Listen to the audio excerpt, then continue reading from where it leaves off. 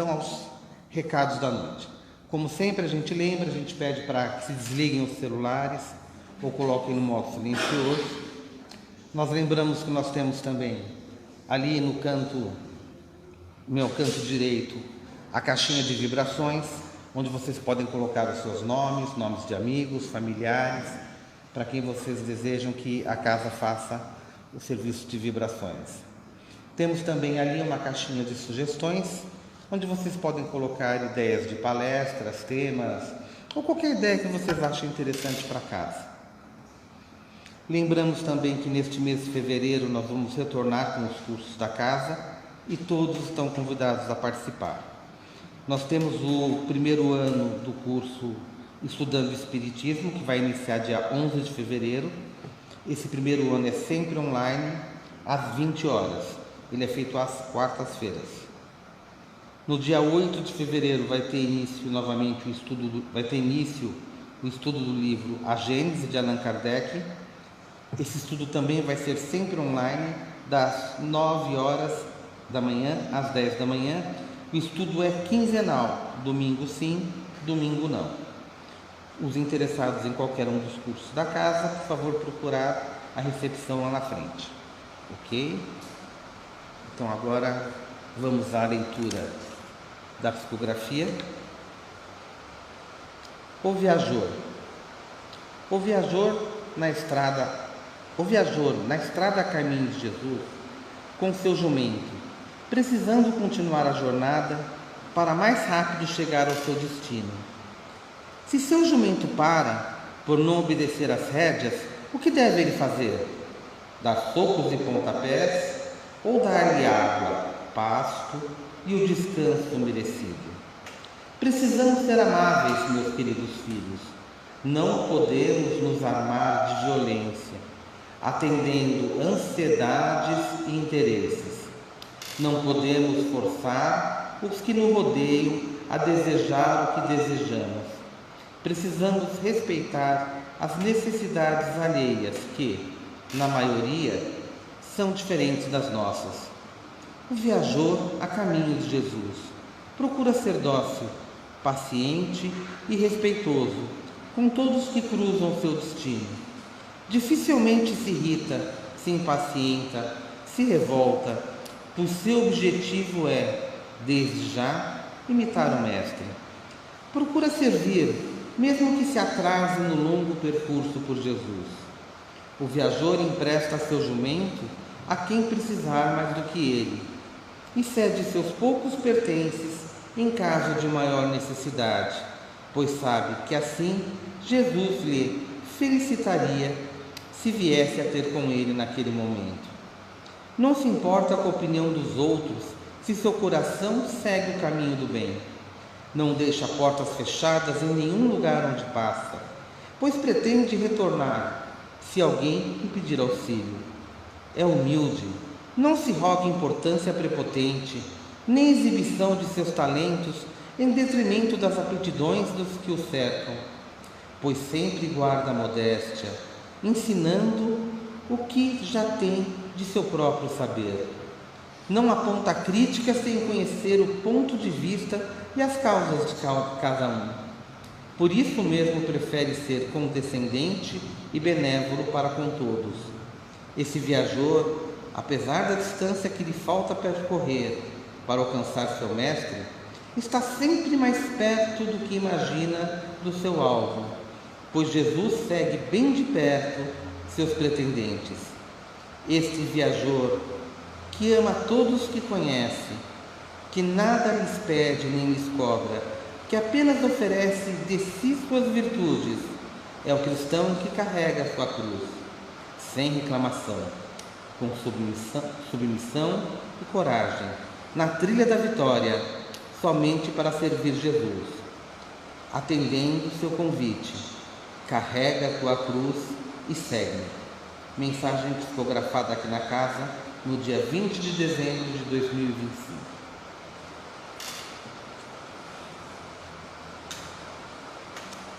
Vamos agora então, aqueles que se sentirem confortáveis, vamos fechar nossos olhos e vamos buscar sentir a presença do nosso guia espiritual, nosso anjo guardião, aquele Espírito que Deus colocou ao nosso lado desde sempre para nos guiar e nos ajudar durante nossa jornada no plano terrestre. Vamos agradecer também a todas as equipes espirituais que prepararam a casa para os trabalhos dessa noite e que estarão conosco durante a realização da palestra, do trabalho de passes, enfim, até o final da noite. Vamos agradecer ao Mestre Jesus, não só pelas suas palavras, por seus ensinamentos, mas também e principalmente pelo exemplo de vida que deixou quando esteve entre nós. Que Ele continue nos guiando a partir do plano espiritual, sendo nosso guia e modelo. E vamos agradecer a Deus, Criador de tudo e de todos, a quem devemos tudo o que somos, tudo o que temos. E que possamos então receber as bênçãos que nos serão dadas hoje e que possamos depois transmiti-las para aqueles a quem encontrarmos no caminho. Que assim seja, graças a Deus.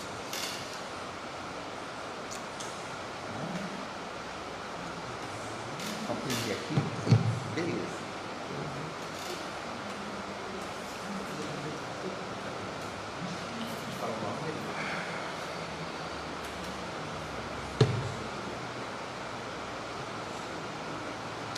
Amados irmãos em Jesus, boa noite.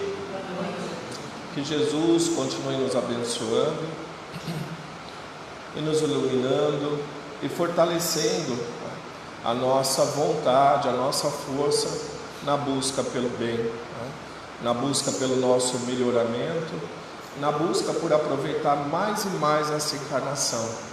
E quando a gente chegue lá no final, a gente tenha orgulho de nós mesmos, não é? Da caminhada que nós fizemos, do salto evolutivo que a gente deu, não é? E que com certeza será muito maior na medida que mais a gente aprender a respeito do Evangelho, não é? E mais a gente colocar em prática. Então que Deus nos ajude a colocar cada dia mais em prática o Evangelho de Jesus nas nossas vidas.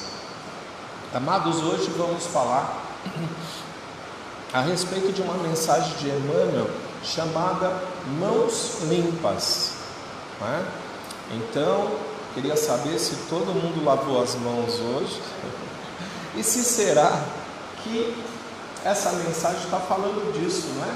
Da lavagem física das mãos, uma vez que quando questionaram Jesus a respeito de lavar as mãos antes de se alimentar, e ele disse que muito mais importante, não é, do que o que entra pela boca é o que sai pela boca, não é?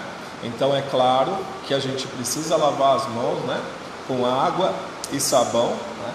Mas com certeza absoluta essa parte do Evangelho não está falando sobre isso, né?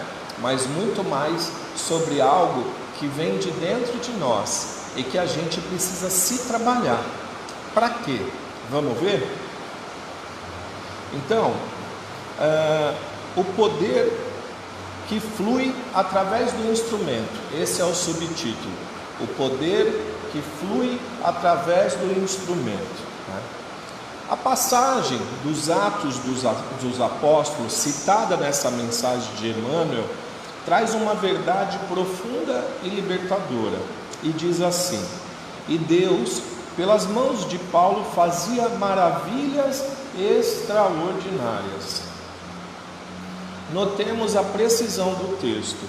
Não é Paulo quem faz, é Deus quem opera pelas mãos de Paulo, né? Então, assim como diz aqui no subtítulo, não é? Nós, assim como Paulo, somos um instrumento, não é? Então Deus opera através dos seus instrumentos, não é? Deus é o princípio, não é, de amor, de inteligência, de bondade, de justiça, e Ele pode fluir na nossa vida através dos nossos atos, através da maneira como a gente vive, através da maneira como a gente se relaciona com a gente e com os outros. Porém, assim como na prece de Cáritas, não é? Tem aquela parte que fala assim, que eu possa ser um espelho onde possa ser refletida a imagem de Deus, não é? Então, o que esse espelho precisa ser para refletir bem a imagem de Deus? Será que se ele estiver todo empoeiradinho no canto da sala, virado para a parede, ele vai refletir bem, não é? Então a gente precisa cuidar desse instrumento, ele precisa estar muito limpo. O Evangelho também fala que a gente não pode pôr vinho novo em odres velhos, não é? E a gente não pode deitar remendo de pano novo em pano velho. É claro que o pano velho vai rasgar ali, não é? A hora que puxar, não é? Quem vai perder? O pano velho, né? Então, o que acontece? Através do Evangelho, a gente é convidado a nos tornarmos nova criatura, né? É como se a gente renascesse. E esse renascimento acontece todos os dias, acontece a cada reencarnação, e acontece a cada ciclo da nossa vida e a cada ciclo do planeta, não é? A gente se renovar, a gente renascer, não é? Assim como o Natal, né? No Natal a gente convida, né? A gente renascer e renascer esse sentimento todos os anos e todos os dias, né? O Evangelho pede para a gente renascer. A gente sempre pode renascer, a gente sempre pode se melhorar, e esse é o convite, não é? Então, esse é um princípio fundamental, não é? Da codificação, não é? Lá na Gênese, ela nos ensina que os fenômenos espirituais superiores são obras da ação inteligente dos espíritos, agente da vontade divina. Então, assim, a gente sempre fala, né, de Jesus, a respeito dos milagres de Jesus, não é? Mas na realidade, Jesus, ele manipulava as energias, não é? Ele manipula as energias, não é? Ele manipula a matéria, não é? Um espírito superior, um espírito puro, ele tem domínio total sobre a matéria, não é? Então Jesus dominava a matéria, dominava os fluidos, não é? E Deus operava através de suas mãos. Por quê? Porque ele era ele era e é um bom instrumento, um bom condutor, não é? Jesus, ele estava totalmente alinhado, não é? Com as leis divinas. Tanto é que ele veio dar testemunho das leis divinas para a gente. Jesus é o próprio, né? Ele é um espírito puro, e ele foi o próprio verbo encarnado, né? A própria lei de Deus encarnado. A gente aqui que dá a palestra, a gente é mensageiro, né?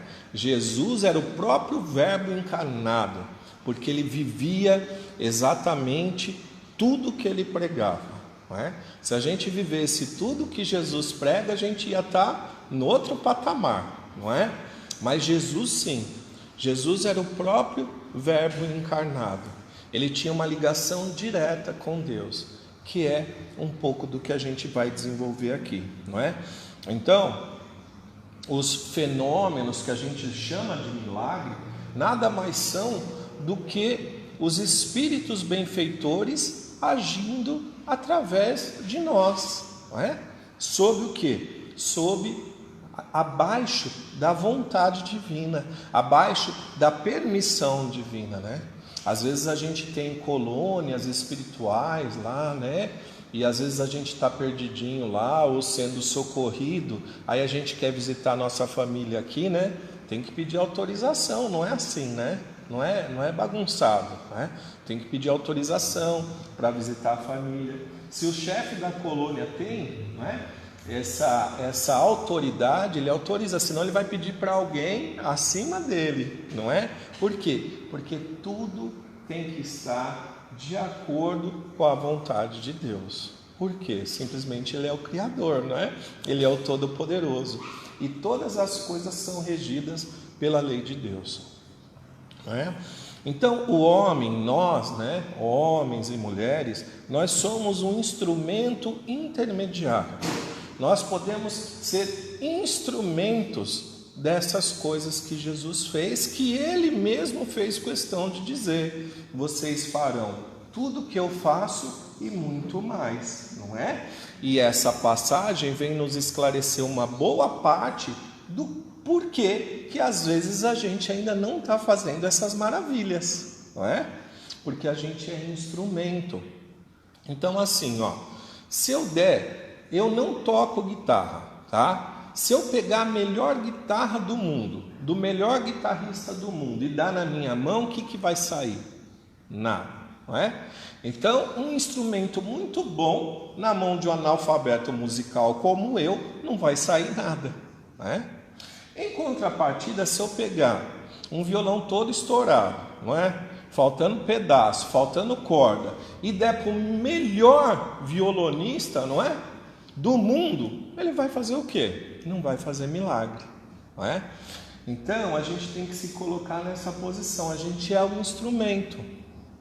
Qual que a gente é? A guitarrona boa ou o violão destruidinho?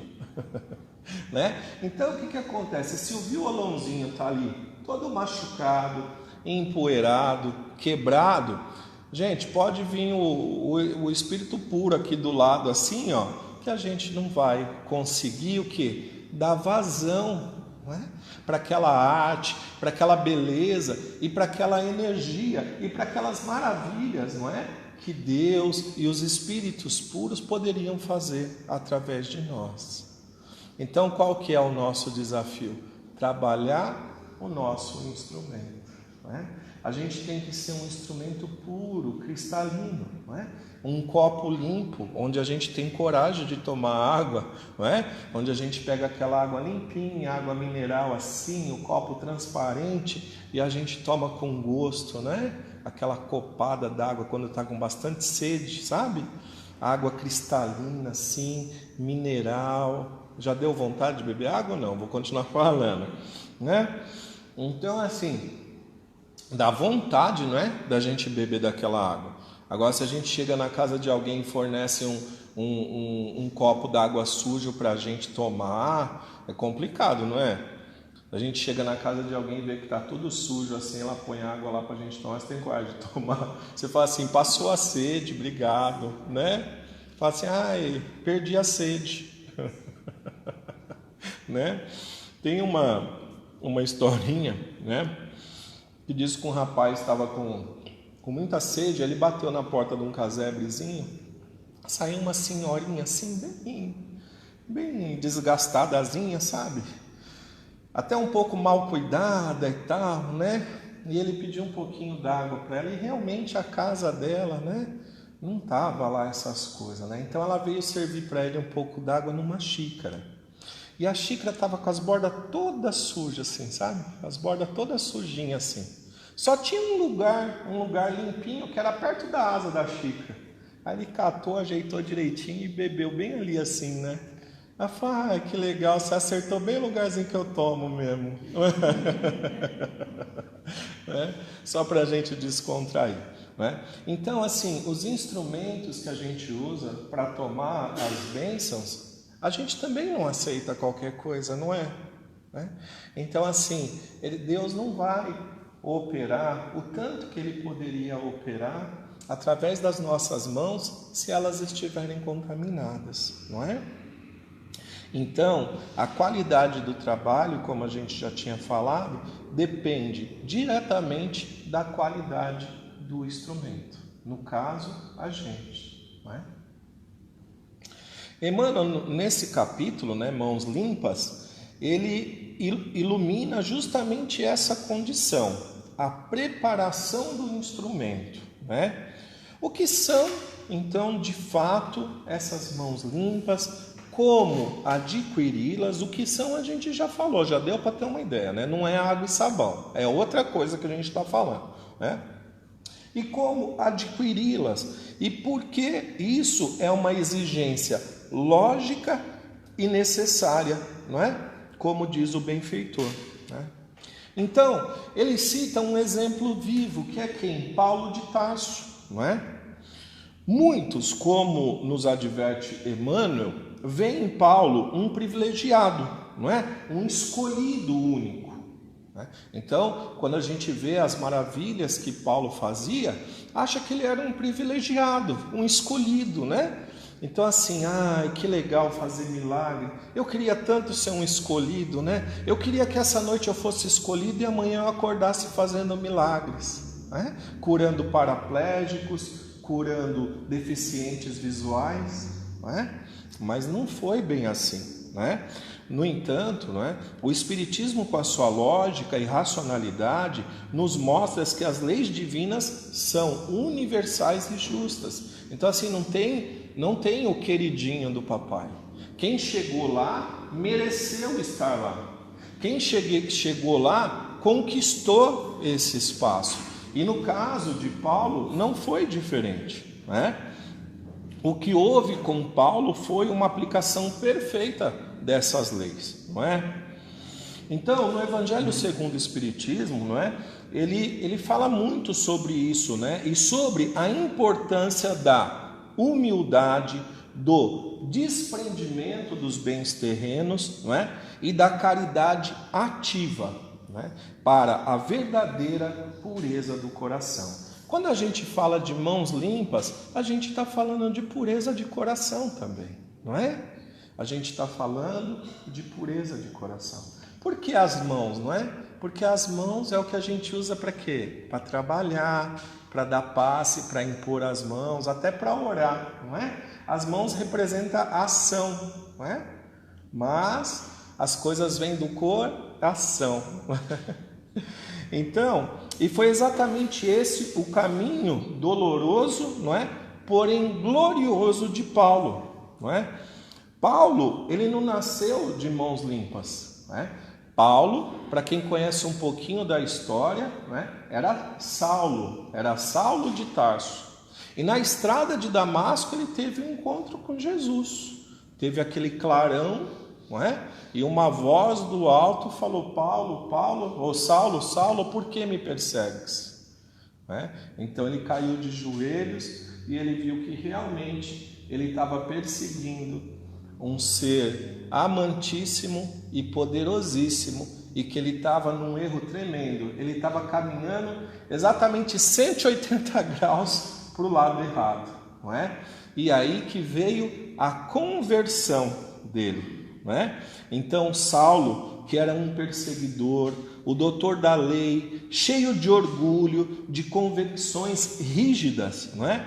Ele tinha as mãos manchadas pela intolerância, né?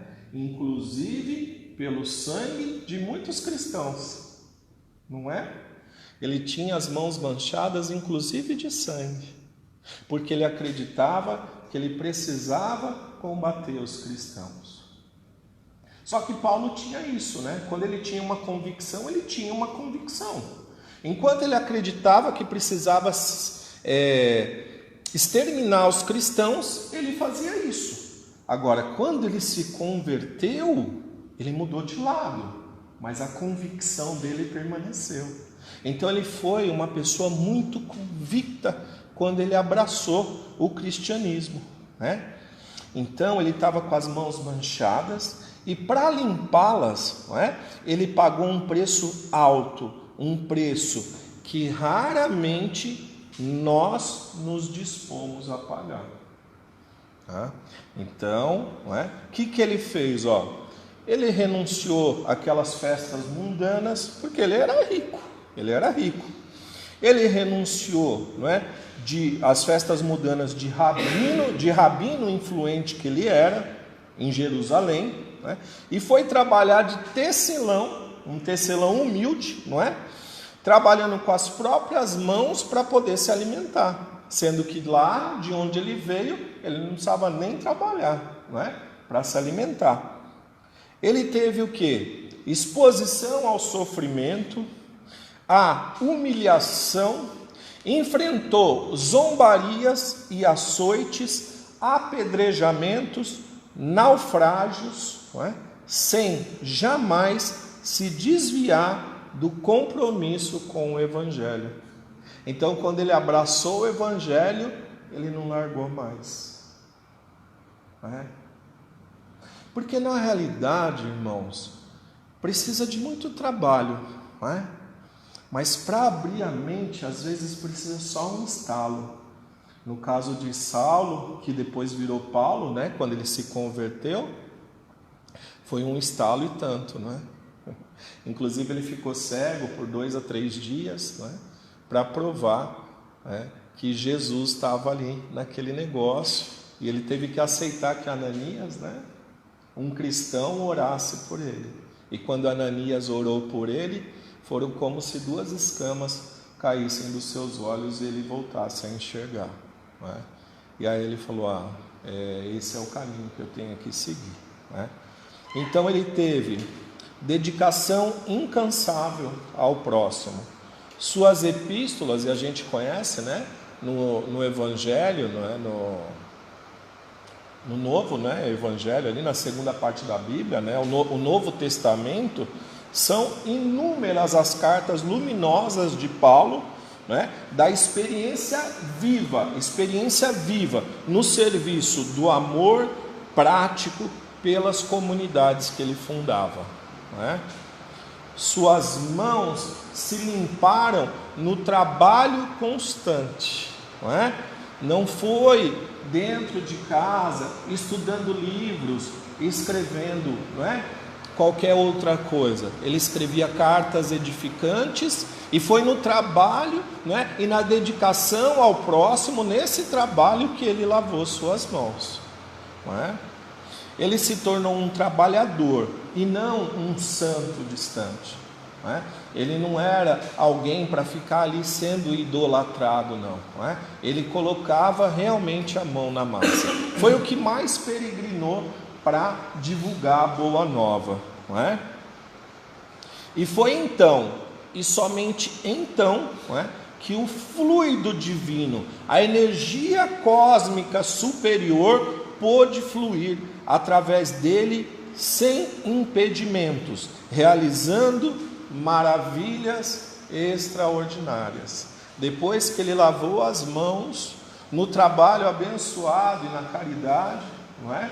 Voltado ao Evangelho e o bem, só assim que o fluido divino, a energia cósmica superior, pôde fluir através dele sem impedimentos, não é? Então, quando ele tirou todas aquelas impurezas, tudo aquilo que tirava o brilho do instrumento, de suas mãos e do seu coração, a energia divina pôde fluir livremente por ele, e ele fez maravilhas. Paulo também curava, né? Paulo também fazia milagres, né? Tá? E as mãos eram dele, não é? Mas o poder de Deus. As mãos eram dele, mas o poder é de Deus. Então, essa, irmãos, é a nossa oportunidade de servir. Deus e Jesus estão ávidos por mãos que queiram trabalhar na seara, não é? E essas mãos serão tão mais eficientes e maravilhosas conforme a gente se aplicar sinceramente, verdadeiramente, humildemente, né, no trabalho, no bem. Tem uma ideia que eu já tinha na minha cabeça, mas esses dias uma pessoa na internet ou na TV traduziu de uma maneira tão interessante, sabe? Tem gente que leva uma vida inteira muito divertida, muito cheia de coisas, né? Felicidade do início ao fim, alegrias do início ao fim, comeu, bebeu de tudo que quis, visitou todos os lugares que quis, não é? E perdeu a vida, perdeu a oportunidade. Não que a gente não possa fazer essas coisas, não é? Mas perdeu a oportunidade, né? Em compensação, tem gente que a gente olha assim e fala: nossa, ela vai viver o resto da vida dela cuidando da mãe dela, ela só vai fazer isso, não vai fazer mais nada. O filho nasceu com um problema, vai cuidar até quando? Ele tiver 50, 60, 80 anos? E tem. Se ela perdeu a vida. Não, ela ganhou a vida. Olha como a nossa visão de ganhar ou perder a vida é distorcida. Né? Olha como nossa visão de ganhar ou perder a vida é distorcida. A visão do mundo de ganhar a vida é uma, e a versão espiritual, a visão espiritual de ganhar a vida é outra. Essa nossa vida fez sentido. Se a nossa vida fez sentido para a gente, se a nossa vida fez sentido para o outro, não é? E a gente pode fazer isso, e com certeza absoluta é extremamente prazeroso. Nós não devemos nos esquecer da gente, mas uma das coisas que mais prazer dá é cuidar do outro, é colocar um sorriso no rosto do outro, é enxugar a lágrima do rosto de alguém, e quiçá, se a gente chegar antes, não deixar nem ela cair.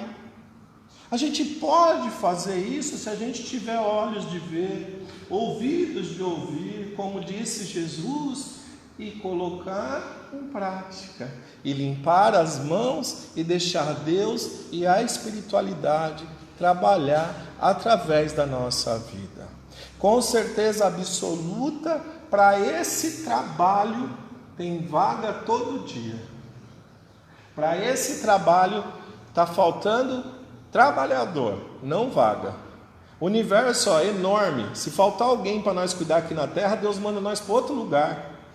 O universo é enorme. Oportunidades não faltam, né? Mas muitas vezes a gente quer oportunidade só se for muito grande, né? Quero ser um missionário. Nós não aguenta uma lapadinha, né? Quer ser um missionário, né? A gente tem que começar pelas coisas pequenas, pelo nosso dia a dia. Não tem como, a gente vai bater em outro assunto aqui, né? Sobre a família ser aquele tubo de ensaio, mas enquanto a gente não conseguir ser na família, dificilmente a gente vai conseguir ser lá fora. É aqui, nessa célula menor, nesse tubo de ensaio, que a gente tem que dar o nosso melhor, não é? Sabe, aquele copo d'água bonitinho que a gente falou, quando alguém pedir em casa, não é? Vamos levar com amor, né? Não vamos xingar. Já está pedindo de novo, né? Agora tem uns que é meio folgado, né? Mas desde que não seja folga, né? Fala, você já está de pé aí, né? Quebra. Ainda mais se tiver frio, a gente tiver cobertinho, né? Não custa nada, não é? Não custa nada, não é? Então, o pai fará sempre o mesmo, utilizando todos os filhos que lhe apresentarem mãos limpas. A concessão não é exclusiva. A misericórdia divina não mudou, é a mesma do tempo de Paulo, não é? O que falta muitas vezes são instrumentos adequados, não é? Então, em rápidas palavras, o que são as mãos limpas no nosso dia a dia? Rapidinho. Mãos limpas do egoísmo. São mãos que se estendem para dar antes de receber. Vamos dar primeiro. A vida devolve, amados. Vamos dar sem preocupação de receber, ela devolve. Acredite, tudo que vai vem, de bom e de ruim. Vamos dar coisa boa, que nós não somos bobos, não é? Porque vai voltar. Vai voltar. Quando a gente for dar, pensa o que está dando, não é? Que nem quando a gente fala, vai doar roupa, doa rasgada, doa suja, não é? Como é que a gente pode doar alguma coisa que a gente não usaria? Não é? É só um exemplo, não é? Então, vamos dar antes de receber, não é? Trabalhar pelo bem comum, não apenas pelo benefício próprio, não é? Kardec nos lembra, fora da caridade não há salvação. Ou seja, não há verdadeiro progresso espiritual. Amados, caridade é o amor em ação, não é? Então assim, não adianta a gente ser catedrático na palavra, decorar a Bíblia e os 5 livros da codificação kardeciana, não é? Se a gente não colocar algumas coisas em prática, nada se transforma, não é? Você viu que aqui no texto falou, Paulo lavou as mãos no trabalho. Paulo lavou as mãos no trabalho e no bem. Não foi estudando as cartilhas, não foi estudando as escrituras. Ele sabia muito, conhecia muito, mas foi quando ele começou a trabalhar, não é? No bem, na caridade, é que ele teve as mãos lavadas, né? Mãos limpas do orgulho são mãos que se dispõem a qualquer tarefa, e por mais simples que seja, sem vaidade. Foi aquilo que a gente falou, né? A gente quer salvar o mundo, mas não quer lavar a louça para a mãe, né? Esse é só um exemplozinho, bobo, mas é verdade, não é? Ai, eu gostaria tanto de fazer algo pela paz mundial. Vamos começar com a paz aqui dentro de nós. A paz mundial é a somatória da paz de todos nós, né? Vamos ser no mundo, né? Vamos ser a diferença que a gente quer no mundo. Vamos ser ela. Se a gente não se encaixa nesse mundo de hoje, vamos ajudar a transformar, a fazer o mundo que a gente pode se encaixar, não é? Como Paulo no tear, nossa grandeza está na utilidade, não no reconhecimento. Não importa o que a gente faça, importa como a gente faça. Que seja sempre com amor, cantando e dando graças. Fala, nossa, Leandro, isso é muito difícil, amados. É o caminho. E assim, como eu falei já no começo, eu sou só o mensageiro. Não mereço apanhar. É só a mensagem. É só a mensagem. A gente tem que trazer o que o Evangelho pede da gente, não é? O Evangelho pede que tudo que a gente faça, faça com amor, faça com boas intenções. O Evangelho pede que quando tomar um tapa, que a gente ofereça outra face. Nossa, o Evangelho, não sou eu, não é? Agora, quem que ganha com isso? Certeza absoluta que somos nós. Certeza absoluta que somos nós. Sempre. A gente vai ter evoluções, sabe, espirituais e de consciência que vão fazer a gente enxergar as coisas de uma maneira tão diferente que vai chegar uma hora que isso vai ser natural. A gente não vai responder uma ofensa porque a gente sabe que ele não está ofendendo a gente. A pessoa que machuca os outros, às vezes ela está mais machucada que a gente, não é? A pessoa que às vezes está falando barbaridade para a gente, muitas vezes é muito mais imaturo que a gente.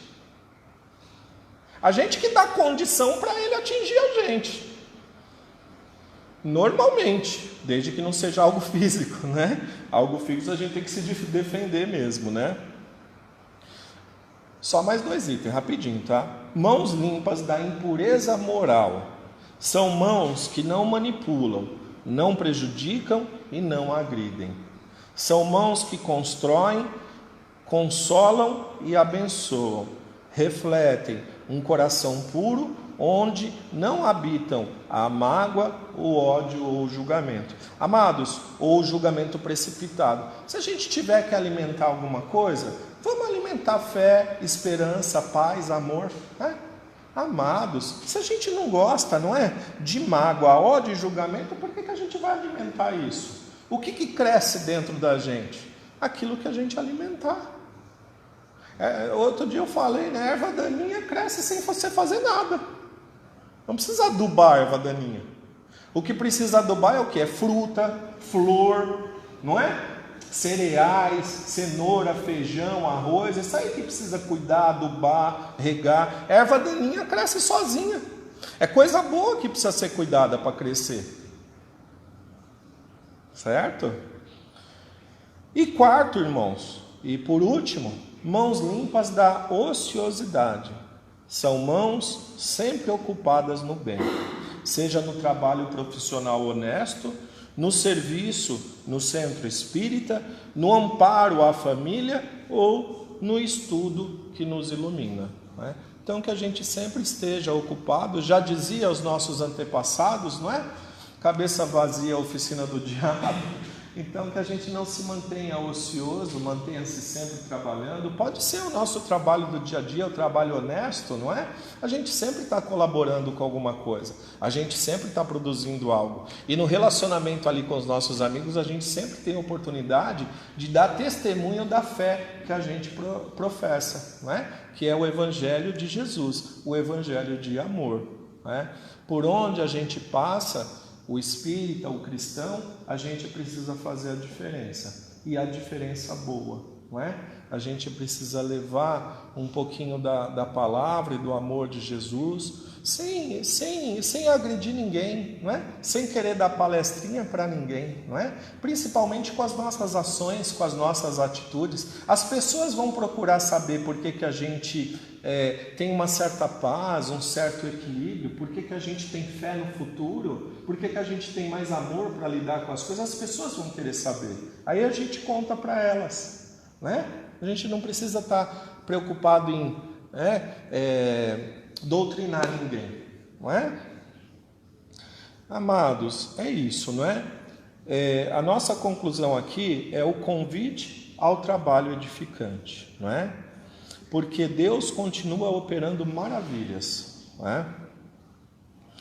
E que a gente possa, inspirado aí por esses exemplos de Paulo e de Jesus, não é? À luz de Kardec, compreender o nosso próprio processo de limpeza, não é? Não através de um sacrifício doloroso pelo sofrimento, mas através da escolha consciente e diária pelo bem, trabalho digno pela humildade e pelo amor incondicional. A gente sempre vai ter oportunidade de escolher alguma coisa, que a gente escolha sempre a melhor, né? Dentro do possível, que a gente pense assim: o que será que Jesus faria no meu lugar? Eu sei que é difícil, não é? Mas dentro do possível, quando a gente não souber o que fazer, a gente poderia pensar assim: o que será que Jesus faria no meu lugar? Não é? É isso, amados. Obrigado e boa noite, viu?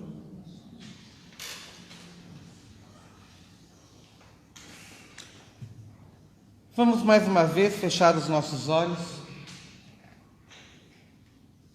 e vamos agradecer por mais essa oportunidade que nos é dada de ouvirmos as palavras do Evangelho, ouvirmos as palavras da doutrina, que possamos refletir sobre tudo aquilo que aqui foi dito e que, ao sairmos daqui, possamos levar para os nossos lares, para o nosso trabalho, para as pessoas com quem encontrarmos, um pouco das bênçãos que aqui recebemos hoje. Que assim seja, graças a Deus.